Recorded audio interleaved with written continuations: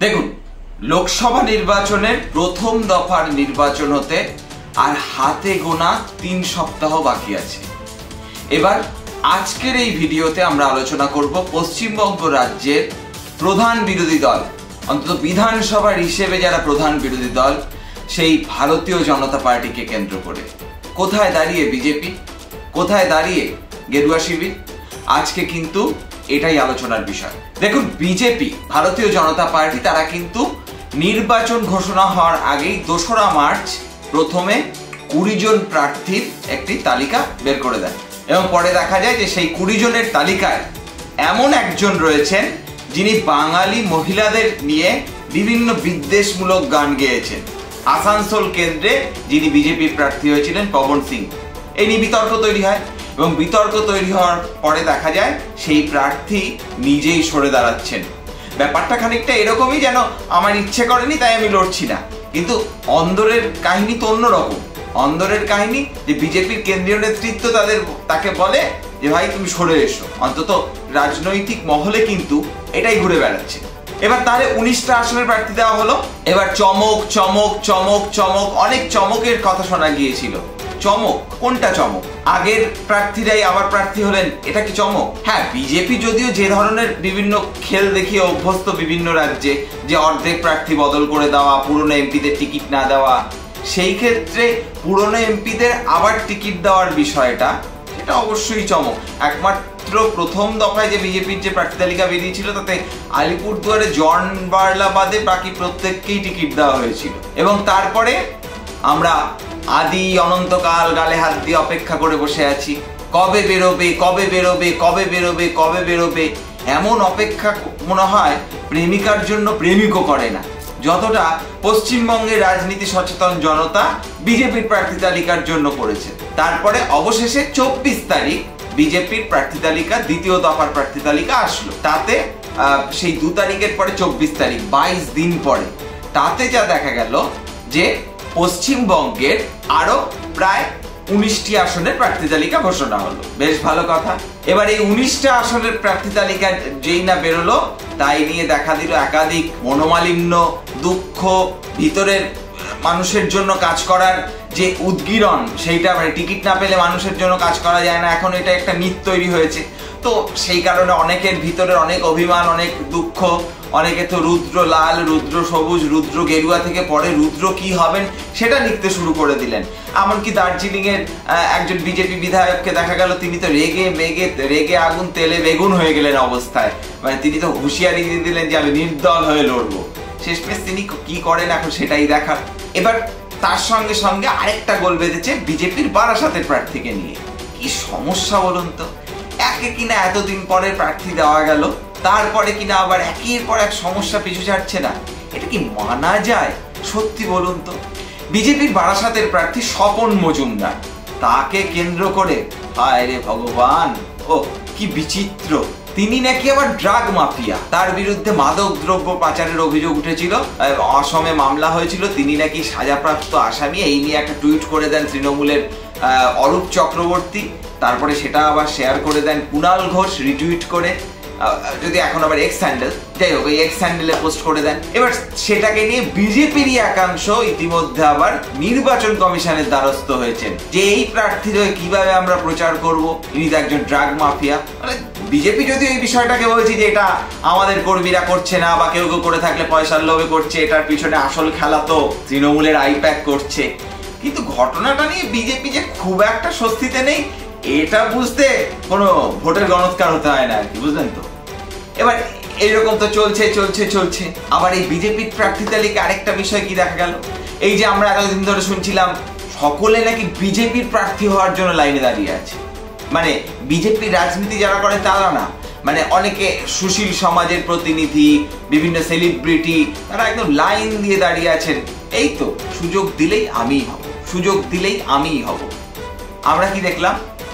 আমরা দেখলাম দিলীপ ঘোষকে মেদিনীপুর থেকে বর্ধমান দুর্গাপুরে পাঠিয়ে দেওয়া হলো, আর রায়গঞ্জ থেকে দেবশ্রী চৌধুরীকে কলকাতা দক্ষিণে পাঠানো হলো, যেটা কিনা তথাকথিতভাবে তৃণমূলের দুর্গ। শেষমেশ কি হবে তার উত্তর দেবে সময়, আমরা তার বিচারে যাচ্ছি না। কিন্তু এই যে ধরুন বসিরহাটের প্রার্থী করে দেওয়া হলো রেখা পাত্রকে, হ্যাঁ, রেখা পাত্র তিনি সন্দেশখালীর আন্দোলনের অন্যতম মুখ, তিনি আন্দোলন করেছেন, সব ঠিক আছে।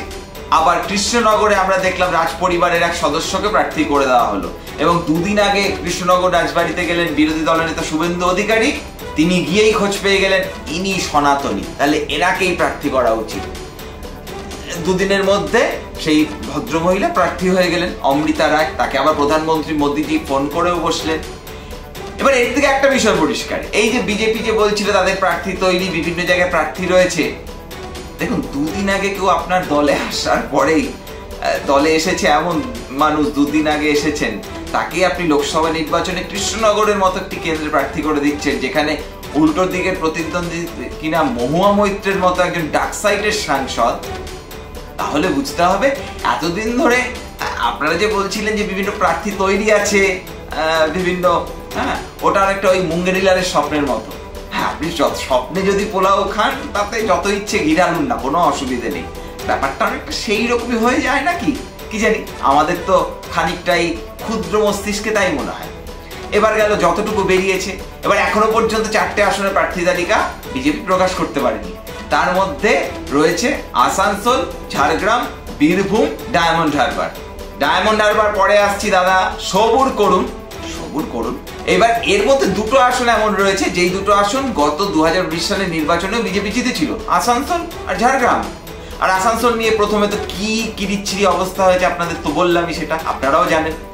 আসানসোলের সেই 2 তারিখের পরে আজকে যখন এই ভিডিও শুট করছি, আজকে হলো 29 তারিখ, 27 দিন কেটে গিয়েছে, বলতে গেলে প্রায় 1 মাস হতে চললো, তখনও বিজেপি আসানসোলে একজনও প্রার্থী ঘোষণা করতে পারলো না। এটা আপনি বলতেই পারেন আসানসোলে বিজেপির সংগঠন যথেষ্ট শক্তিশালী, মানে এতটাই শক্তিশালী, প্রার্থী যদি হিসেবে কোনো ব্যক্তিকে নাও দাঁড় করানো হয় তাহলেও বিজেপি বেরিয়ে যাবে। সেটা হতে পারে, কিন্তু শেষ পর্যন্ত কাউকে তো একটা সই করতে হবে, যদি এতটাই শক্তিশালী হন দিয়ে দিন না কাউকে একটা, এত সমস্যা কোথায়। তারপরে ঝাড়গ্রামের সাংসদ তিনি তো আবার পদত্যাগ পত্র চিঠি পিঠি লিখে চলে গিয়েছেন বলে শোনা যাচ্ছে। ঝাড়গ্রামে এখনো পর্যন্ত প্রার্থী দিতে পারলেন না, এবং ঝাড়গ্রামের কিন্তু অবিভক্ত মেদিনীপুরের অংশ এক সময়ের ঝাড়গ্রাম, শুভেন্দু অধিকারীর প্রভাব রয়েছে এই ঝাড়গ্রাম লোকসভা কেন্দ্রের উপর। তারপরেও কেন বলুন তো দাদা এখনো প্রার্থী পাওয়া যাচ্ছে না? কোথায় সমস্যা, জটটা কোথায়? আর বীরভূমে তো এখনো পর্যন্ত শোনা যাচ্ছে এক প্রাক্তন পুলিশ কর্তা, তার পদত্যাগ, তার চাকরিতে ইস্তফা, সেই নিয়ে পুরো বিষয়টা নাকি ঘেটে পুরো হয়ে বসে আছে। যতই অনুব্রতহীন বীরভূমে বিজেপি চেষ্টা করছে যে একটা ভালো ফলাফল করার, ভালো বীরভূম লোকসভা কেন্দ্রটা জিতে নেওয়ার, সেই বীরভূমে দুধ কুমার মণ্ডল বলে একজন নেতা ছিলেন মনে আছে বিজেপির, যিনি লোকসভায় প্রতিদ্বন্দ্বিতাও করেছিলেন বিজেপির হয়ে, তারা আজকে কোথায়? যার যে সেই সব প্রার্থীদের ছেড়ে এখন কোথাকার কোন আইপিএস কবে ইস্তফা দেবে তাদেরকে খুঁজে আনার জন্য বিজেপিকে গালে হাত দিয়ে অপেক্ষা করতে হচ্ছে। আর সর্বশেষ আর কি বলি, সর্বশেষ চলে আসি ডায়মন্ড হারবারে। এই ক্ষেত্রে কিন্তু ডায়মন্ড হারবারের ক্ষেত্রে তৃণমূল কয়েক কদম এগিয়ে আছে। উল্টো দিকে আইএসএফ, যারা কিনা বলেছে আমরাই লড়বো, তারাও এখনো প্রার্থী তালিকা ঘোষণা করতে পারেনি। সিপিএম আলিমুদ্দিন স্ট্রিট তাকিয়ে আছে ফুরফুরা শরীফে আইএসএফ এর দিকে। আবার বিজেপি, তারা তো কাকে প্রার্থী করবে ঠিকই করতে পারছে না। এক আইনজীবী থেকে শুরু করে আবার আরেকজন জনপ্রিয় ইউটিউবার, তার নামও শোনা যাচ্ছে। তাহলেই বুঝুন এতদিন ধরে তিনি ইউটিউবের মাধ্যমে একটা ভাষ্য তৈরি করার চেষ্টা করেছেন, এবার ডায়মন্ড হারবারের মাটিতে তিনি যাবেন বলে শোনা যাচ্ছে। শেষ পর্যন্ত কি হবে এখন সেটাই দেখার। তবে ডায়মন্ড হারবারে কি বিজেপি হাল ছেড়ে দিচ্ছে? আপনি যদি ডায়মন্ড হারবারেই প্রার্থী দিতে আপনাদের যুক্তি 1 জুন নির্বাচন, আমি বাম, কংগ্রেস, আইএসএফ, বিজেপি সকলের জন্যই বলছি, আপনারা ডায়মন্ড হারবারেই যদি প্রার্থী না দিতে পারেন তো আপনারা বাকি কেন্দ্রে বা পশ্চিমবঙ্গ থেকে ডায়মন্ড নিয়ে যাবেন, এমন আশাটা করাটা দাদা একটু বেশি চাওয়া হয়ে যাচ্ছে না? শেষমেশ এই তো হলো কি বিষয়। ও সুকান্ত মজুমদার, দেখছেন বলতেই ভুলে গিয়েছিলাম, আসলে ওনাকে এখন আর টিভিতে দেখা যাচ্ছে না খুব একটা, তার জন্য আমরাও ভুলে গিয়েছি, আমিও বলতে ভুলে যাচ্ছি। তিনি সেই যে বালুরঘাট কেন্দ্রের প্রার্থী হওয়ার পর বালুরঘাটের এপাশ ওপাশ ঘুরে বেড়াচ্ছেন, তাকে আর রাজ্য রাজনীতিতে খুব একটা দেখাও যাচ্ছে না, শোনাও যাচ্ছে না। একমাত্র সেই কাঁথির শান্তিকুঞ্জের ছেলেটা দৌড়ে দৌড়ে দৌড়ে দৌড়ে দৌড়ে দৌড়ে বেড়াচ্ছেন আর সনাতনী সনাতনী সনাতনী চিৎকার করে বেড়াচ্ছেন। শেষমেশ এরা 35টা আসন পাবে কি জানি। আপনাদের কি মনে হয় জানান কমেন্ট বক্সে। যদি আজকের এপিসোডটা ভালো লেগে থাকে তাহলে লাইক করে দেবেন। তাহলে আমরাও, ওরা যদি 35টা আসনের মতো জায়গায় পৌঁছতে পারে, তাহলে আমরা অবশ্যই আপনাদের আশীর্বাদ নিয়ে, না আমরা আসন পাওয়ার কথা বলছি না, ওনাদের যদি 35টা আসন দিয়েই দেবেন বলে ঠিক করেন বাংলার মানুষ, অসুবিধে নেই, দিন, কোনো আপত্তি নেই। আমাদেরও একটু সাবস্ক্রাইব করে দেবেন, একটু লাইক করে দেবেন। আর যদি মনে করেন করবেন না, সবই আপনাদের ইচ্ছা, সবই আপনাদের ইচ্ছা। গণতন্ত্র জিন্দাবাদ। দেখা হচ্ছে আগামী কোনো এক এপিসোডে। দেখতে থাকুন রূপক অর্থে।